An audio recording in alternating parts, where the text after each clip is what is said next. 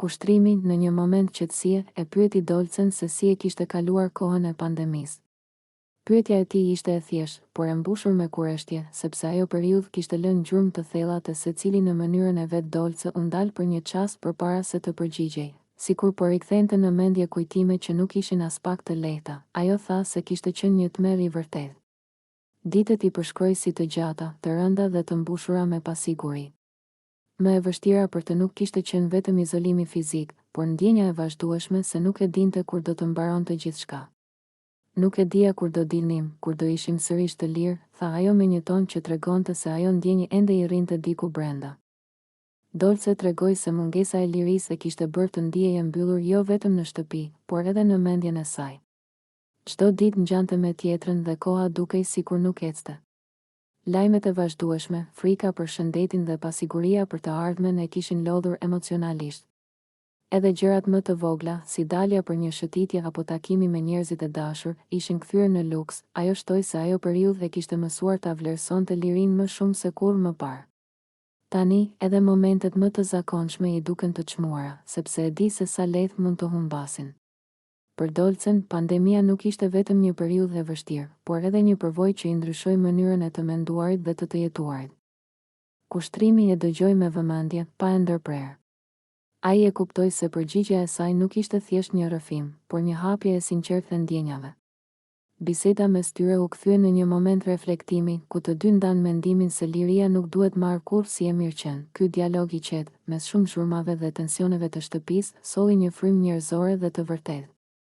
Tregoi se përtej lojës dhe kamerave, banorët mbartin histori personale dhe përvoja që i kanë formuar, dhe se ndonjëherë një pyetje e thjeshtë mjafton për të hapur një bisedë që të kujton sa e brisht. Hygerta, me një gest të vogël por plot domethënie, i bëri një zemër me shigjet ludos. Nuk ishte thjesht një shaka apo një lëvizje pa menduar, ishte një shprehje e natyrshme e afrimit që kishte lindur mes tyre. Gjesti u bë me lehtësi, me buzëqeshje dhe pa zhurmë, por ndikimi i tij u ndje menjëherë në ambientin përreth. Ludo e priti me një reagim të qetë dhe të ngrohtë, sikur ai gjest të ishte diçka krejt normale mes tyre. Mes të dyve kishte një harmoni që nuk kishte nevojë për fjalë të mëdha. Ishte ajo lloj lidhjeje që shihet në mënyrën si shikohen, si qëndrojnë pranë njëri tjetrit dhe si e mbështesin njëri tjetrin në situata të vogla të përditshme.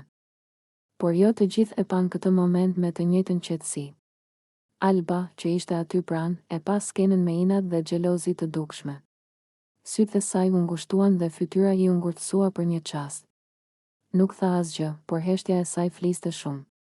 Për të, ky gjest nuk ishte i pafajshëm, ishte një sinjal që Hygerta dhe Ludo po forconin gjithnjë e më shumë lidhjen e tyre. Xhelozia e Albës nuk vinte vetëm nga ai moment, por nga një ndjenjë më e thellë, nga fakti që disa afrime ndodhin natyrshëm, pa strategji dhe pa imponim. Ndërsa disa përpiqen të krijojnë vëmendje, të tjerët e marrin atë thjesht duke qenë vetvetja. Dhe kjo është ajo që shpesh e bën xhelozinë edhe më të fortë.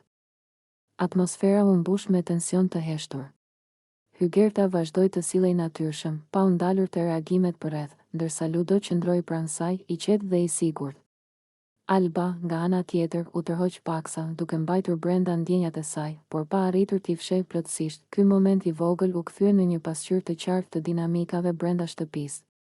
Një gjest i thjesht mund të krijojë reagime të forta, sepse në Big Brother gjithçka shihet, gjithçka interpretohet dhe gjithçka merr kuptime më të mëdha se vetë veprimi. Dhe ndërsa disa ndërtojnë lidhje me qetësi, të tjerët luftojnë me ndjenjat e tyre, duke e bërë lojën edhe më të ndërlikuar. Në shtëpinë e Big Brother shpërtheu një tjetër moment tensioni, këtë herë me Arditin në qendër të vëmendjes. Ai ishte dukshëm shumë i acaruar, zëri i tij dëgjohej nëpër shtëpi, ndërsa përpiqej të kuptonte se si kishin përfunduar bokset e tij në duar të tjera. Sipas tij, ato i ishin marrë pa dijenin dhe pa lejen e tij, gjë që e bëri situatën edhe më të rëndë. U mësua se Alba ja kishte dhënë bokset Bias dhe Bia i kishte veshur pa e menduar se kjo do të shkaktonte një reagim kaq të fortë. Për Arditin, kjo nuk ishte as pak një shaka apo një lojë e pafajshme.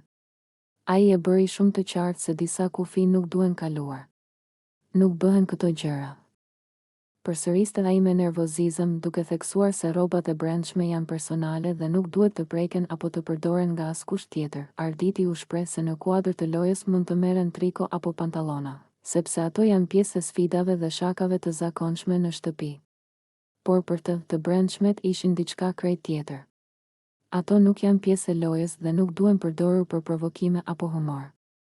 Ky dallim ishte shumë i rëndësishëm për të dhe ai nuk nguroi ta thoshte me zë të lartë. Situata u përkeqësua edhe më shumë kur u përhap fjala se disa palë të tjera ishin futur poshtë krevatit të Hygertës dhe te krevati i Dolces.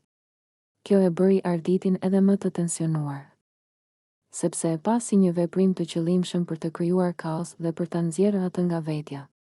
Ai filloi të bërtiste nëpër shtëpi, duke kërkuar shpjegime dhe duke kërkuar që gjërat personale të respektoheshin. Banorët e tjerë reaguan ndryshe, disa u habitën nga ashpërsia e reagimit të arditit, të tjerë e kuptuan plotësisht dhe ranë dakord se ishte kaluar një vijë. Atmosfera u rëndua ndjeshëm dhe loja kaloi në plan të dytë, ndërsa debati për respektin dhe kufit personal mori përparësi. Ky episod tregoi edhe një herë se në Big Brother, jo çdo gjë mund të justifikohet me shflojë. Ka momente kur shakat kthehen në provokime dhe kur mungesa e respektit sjell prap. Zëri i fortë i gongut u përhap në të gjithë shtëpinë e Big Brother, duke shënuar zyrtarisht fundin e lojës. Ishte ai tingull karakteristik që i bën të gjithë banorët të ndalen për një çast, sikur koha të kishte ngrirë. Pas orësh të gjata përqendrimi, durimi dhe përpjekjeje, loja kishte marrë fund dhe tensioni i akumuluar filloi të shkrijej menjëherë. Banorët filluan të shikonin njëri tjetrin me buzëqeshje dhe me një ndjenjë lehtësimi. Gati 80% e tyre kishin arritur ta përfundonin me sukses sfidën, një shifër që tregonte bashkëpunim dhe përkushtim. Nuk ishte një fitore individuale, por një arritje kolektive që u dha kuptim gjithë lodhjes së kaluar.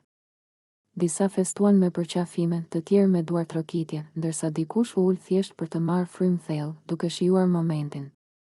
Loja kishte qenë e vështirë, por fakti që shumica e banorëve ja dolën e bëri gjithçka më të lehtë për t'u pranuar. Edhe ata që patën vështirësi ndjenin një lloj krenarie, sepse kishin qenë pjesë e diçkaje që kërkonte unitet. Atmosfera në shtëpi u kthye në festive. Zhurma e gongut nuk ishte thjesht një sinjal për mbylljen e lojës, por edhe një kujtesë se kur banorët bashkohen, rezultatet janë të dukshme. Tensionet e vogla, ankesat dhe lodhja u lanë mënjam për disa minuta, duke i hapur vend gëzimit dhe lehtësimit. Ky moment tregoi edhe një herë se Big Brother nuk është vetëm përplasje dhe strategji, por edhe sfida që i bashkojnë banorët. Me fundin e lojës dhe suksesin e shumicës, shtëpia hyri në një fazë të re, me energji më pozitive dhe me ndjenjen se, të paktën për këtë herë, bashkëpunimi kishte fituar. Dolce dhe kushtrimi ju afruan Ludos dhe Hygertës me një energji pozitive, duke i komplimentuar hapur për iniciativën që kishin marrë. Ata vunë re se si të dy kishin qëndruar të qetë dhe të natyrshëm, pa u ankuar as pak për trikon, edhe pse për shumë banor të tjerë kjo kishte qenë një sfidë e vërtetë. Për Dolcen, kjo tregonte durim dhe karakter. Bravo që nuk ju ka bezdisur, tha Dolcen me një buzëqeshje të sinqertë. Ajo e vlerësoi faktin që Ludo dhe Hygerta nuk kishin bërë zhurmë, nuk ishin ankuar dhe nuk e kishin kthyer situatën në dramë. Për të, mënyra si e përballuan këtë iniciativë tregonte pjekuri dhe qetësi, dy cilësi që në atë ambient janë shumë të rralla. Ludo dhe Hygerta u përgjigjen me po të njëjtën qetësi. Ata thanë se për ta nuk ishte ndonjë problem i madh dhe se mund ta mbanin trikon edhe për një muaj pa asnjë shqetësim. Fjalët e tyre nuk u thanë me mburje, por thjesht si një konstatim i natyrshëm, sikur të donin të tregonin se kur je i bindur në atë që bën, gjërat bëhen më të lehta. Kushtrimi, duke i dëgjuar, shtoi se kjo harmoni mes tyre binte në sy. Ai vuri re se Ludo dhe Hygerta shkonin shumë si çift, jo vetëm në mënyrën si dukeshin, por edhe në mënyrën si silleshin dhe komunikonin. Qetësia, mirëkuptimi dhe mbështetja që i jepnin njëri tjetrit i bënte të dalloheshin nga të tjerët. Atmosfera u mbush me energji pozitive dhe respekt të ndërsjellë. Ishte një nga ato momente të rralla në shtëpi ku nuk kishte tension, strategji apo debate, por vetëm vlerësim dhe fjalë të mira. Për Ludos dhe Hygertën, këto komplimente ishin një konfirmim se mënyra e tyre e të qenit po shihej dhe po vlerësohej. Ky moment tregoi se në Big Brother, përtej lojës dhe sfidave, ka edhe hapësirë për mbështetje dhe për të thënë bravo. Dhe ndonjëherë, pikërisht këto fjalë të vogla janë ato që të japin forcë për të vazhduar përpara.